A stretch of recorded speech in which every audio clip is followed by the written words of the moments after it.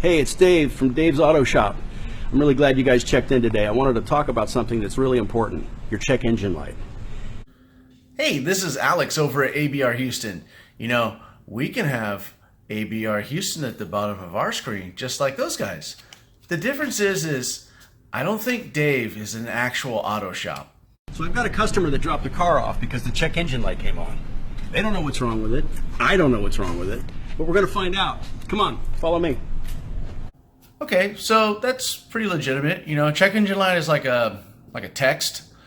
You don't know who sent it until you read the text, or in this case, the check engine light. Here's the difference. All right, so just got to plug this sensor in to the port. Start the car. Now, my $2,000 professional sensor unit will tell us that it's code P0443 Evap Purge Control Circuit. Now, let me plug in my $2,000 professional sensor unit. What the heck is that? No, Dave, sorry. That's an Autel. You buy those at Horror Fraught or Harbor Freight. They're $1,500, $2,000, I guess, but they are kind of the bottom of the barrel and not considered a professional scan tool.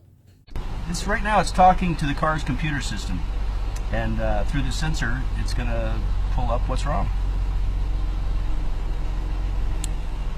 Here we go. Ooh, one issue found. It's exactly the same thing that was on the $2,000 unit. It's the code P0443, the Evap Purge Control Circuit. Now, if we want to find out more information, we can tap that, and it's going to give us more simplified information and more details. This is not a very critical level, so we could actually keep driving the car. This will give you so much more information than the more expensive professional unit does.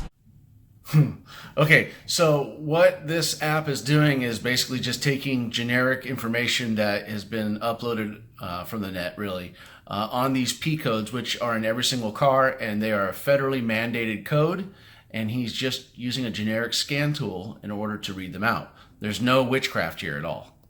So what I really like about this is that the fixed sensor will tell you an estimate of what the repair is going to cost before you even go into the shop. Oh man, look, you want to get set up with the wrong price? Because this is how you're going to get set up with the wrong price. There's too many variables from shop to shop, city to city, rural to metropolitan, taxes, what the shop actually charges, what type of warranty, whether it's 90 days or like us, 3 years or 36,000. Do they have master techs? Do they wash, vac, top off your fluids, check your tire pressures? Or do they simply slam it in there and put greasy fingerprints all over your car? There's too many variables to be able to make an accurate number without a professional giving you an estimate that is real and legitimate, that's related to your car specifically. When you go into a mechanic shop or an auto shop, you're going to pay a diagnostic fee just to plug that computer in, which is more expensive than the fixed sensor. What I love about this thing is that there are no surprises. I mean, you're prepared. When you come in here, you know what the car needs and you know what it's going to cost. Then all I have to do is fix the car and everybody's happy. Ooh man, Dave's throwing some punches. Look, I will guarantee you that if you ask any professional technician, if they just simply plug the scanner in and that's all they do for a diagnostic charge, is completely nonsense. Sometimes we have to diagnose cars that take hours for a simple check engine light, just because of its complexity. Unfortunately, this is way oversimplified. And if you want a pro tip, if you want to get your codes read, just go to O'Reilly's or Autozone. They'll do it for free because they're there to sell you parts. They're not there to fix your car. So when my clients come in, I recommend they get one of these devices. It makes it easier for me when you do. No, Dave, what you did is you kind of complicated everything. So look, now you spent money on this stupid app when you could have gotten Torque out of the Android Play Store. Sorry, Fruit Phone guys, you can't have it. And you can go to O'Reilly's or AutoZone and they would have read it for free. But at the end of the day, you need to find a shop that, one, you can trust.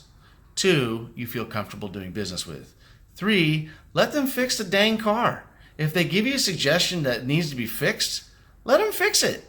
Man, you cannot believe how many cars have come in here where we've suggested something that needed to be taken care of, they let it fail, and now we're talking like 2 to 10 times more than the original repair. I don't give you suggestions to fix your car for fun. I don't do it to waste your money. I do it because I want to keep your car on the road safe and also reliable. So if you want some more information about these silly little P codes and all that fun stuff, swing by, leave some comments down in the doobly-doo, whatever, and I'd be more than happy to carry on the conversation or make another silly video.